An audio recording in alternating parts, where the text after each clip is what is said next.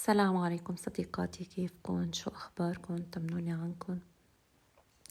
حبيت بلش الفيديو بفرجيكن عن طبيعة لبنان عنا بالمنطقة وقديه هي منطقة رايقة وحلوة، وخاصة لبنان يعني في مناطق كتير حلوة. هلا عذرا على صوتي بس لأنه شوي تعبانة.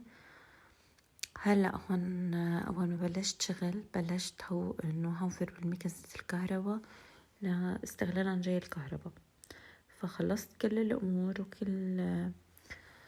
وكل التنظيفات لحتى بس أطبخ وأعمل حلو، أطبخ وأعمل حلو على رواق، يعني ما يكون عندي شي، يكون كل شي نظيف تقريبا.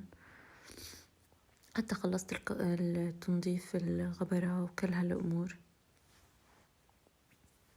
وأنتو خبروني، طمنوني عنكم. شو طبختوا اليوم؟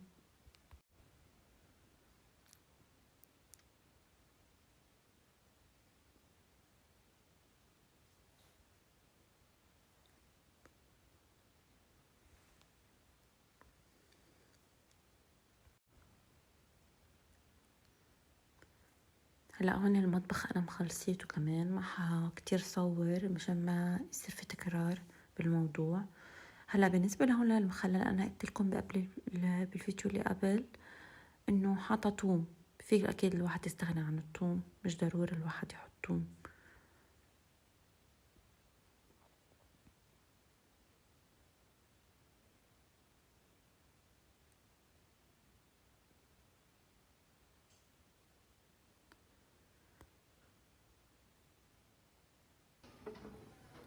هدول الأناناسات أنا جايبتهم حجم كتير كبير، لأنه بحس الزيت بضل الواحد بضل يعبي.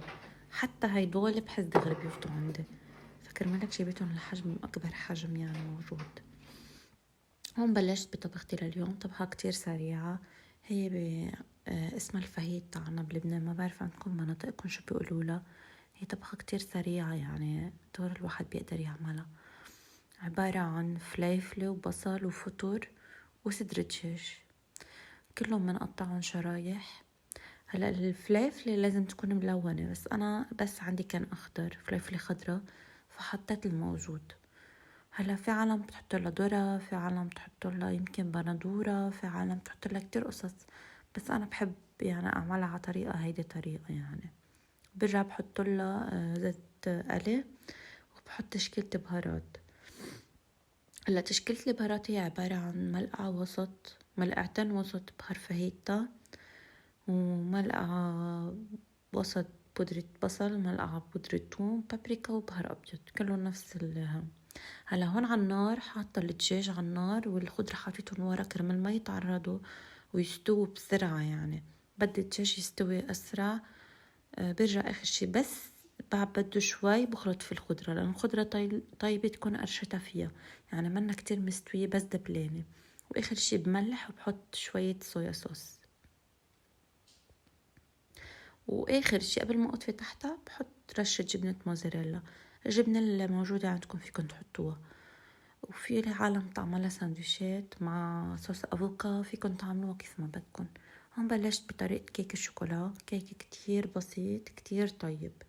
بدي كبايتين طحين، كباية مليانة طحين والتاني 3/4 والباقي كاكاو، كباية سكر وكباية حليب إلا ببرش حامض أو ليمون موجود عندكن. وبدي 3 بيض وفانيليا وبيكنج باودر ورشة قهوة أو نسكافيه بس للنكهة.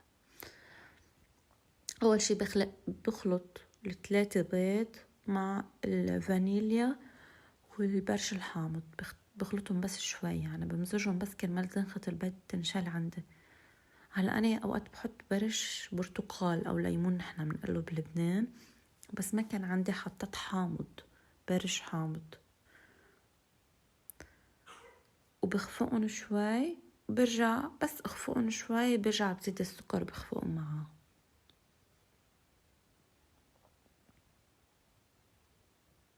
هلا اكيد اول من الاول لازم يكون محمية الفرن على اوطى نار عندي موجودة، لحتى ينفخ الكيك عندي بس حطه بالفرن.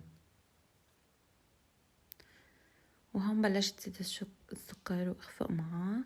لحتى يصير القوام على لون ابيض. اكيد في ناس كتير بتعرف تعمل كيك، بس انا عم بحكي انه في ناس بعدها اول مرة يمكن تكون تعملها. هلا ببلش بالميكسر اليدوي. هيك لازم يكون الخليط بعد ما خفقت السكر مع البيض. هلا بضيف الحليب وبخفق.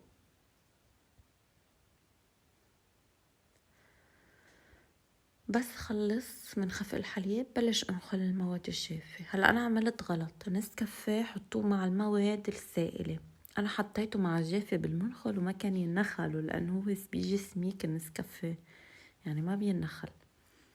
هلا بنخلهم كلهم، بس اكيد بدي احط اهم شي احط البيكنج باودر على جنب والملح على الجنب التاني كرمال ما ينخلطوا سوا. والمرقة على البيكنج باودر لازم تكون ممسوحة، يعني ما معرمة لفوق او مطفحة لفوق. ورشة صغيرة ملح بس للنكهة. هيدا كان الكيك لليوم. بعبده بس دقايق بعد ما يطلع من الفرن. الفرن اكيد على قطع درجة اللي هي 180، بس يخلص وتقيموه تتأكدوا انه استوى. نتفة صغيرة من فوق بتحطوه انجا دقيقتين وبيكون جاهز. الخليط اكيد ما بدي اخفق كتير كتير كتير، بس بدي اخلط الطحين مع الخليط.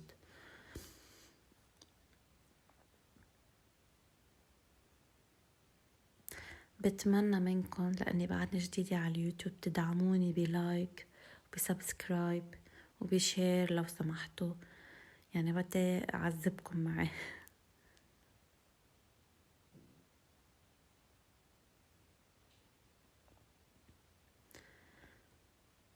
وهيك لازم يكون الخليط، يعني بيكون صار جاهز. وانا نسيت شغلة، اخر اشي بتحطوا ربع كوب من الزيت، هيدا نسيته انا، بليز ما تنسوا انتو. هون بس البايركس بدهنوه بالزيت كرمال ما يلزقه، ما حيلزق، بس انه الافضل.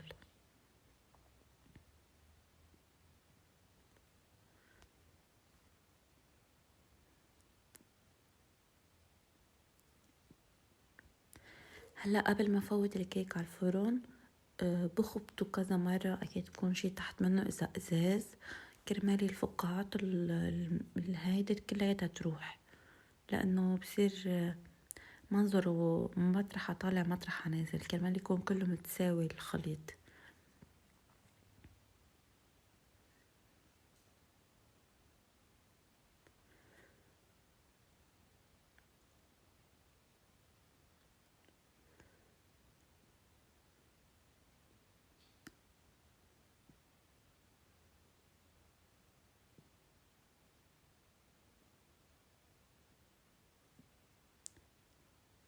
هلا بس يطلع من الفرن في خلطة اللي هي اي شوكولا موجود عندكم دهن مع نص فنجان حليب، هيدي للتسقية كرمال يطلع الكيك. اكيد بكون فخوتيته وهو سخن كرمال يطلع الكيك كتير هش وطري مثل المحلات ومثل كأنه محشي شوكولا. ما عندكم دهن فيكن تجيبوا لوح وتذوبوه مع حليب وتحطوه وتسقوه.